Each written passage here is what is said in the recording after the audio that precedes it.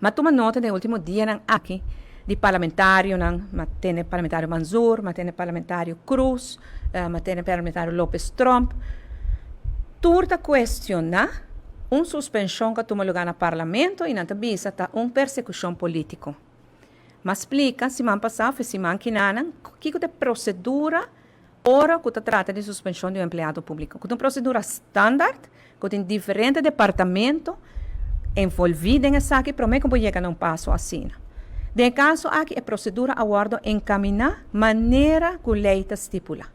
A pessoa aguardo avisar, a pessoa aguardo informar na placa chiquito, a escuta de pessoa que está tendo visa, e ora a pessoa aguardo apresentar com carta de suspensão, pendiente investigação, carta de suspensão, maneira uma visa, a me afirme como ministro encarregado do assunto de organização e que o parlamento também, onde não está resultado do meu ministério, e agora que a investigação está andando, e ojalá que quede claro, hobby pronto, para ter claridade se a pessoa faz algo ou não faz nada, e agora nos persegue na ordem do dia.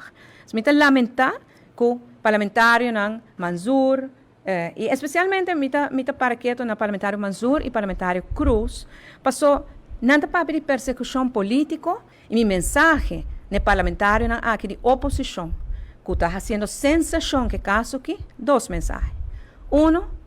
Mita é muito cruel quanto dano você está fazendo na pessoa em questão. Você está violando sua privacidade, você saca a notícia que foi contexto, mesora, publiquei, ela sai na rádio, depois ela sai no programa de notícia, ela sai no Facebook, tem a minha weita e carta com uma firma que tem seu número e sua fecha.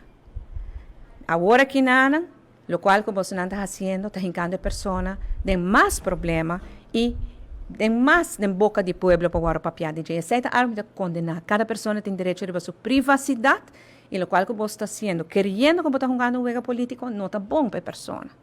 Pero principalmente me que laga com a seguinte reflexão. Hopi gente está para de integridade, hopi gente está bisa corrupção, não está contra a corrupção, que saia. Se de verdade bota contra a corrupção, se de verdade bota pró-integridade, então bueno por questionar cada viagem que tem uma investigação, ou tem uma suspensão, ou algo a passa, nesse sentido, aqui então bota sair questionar.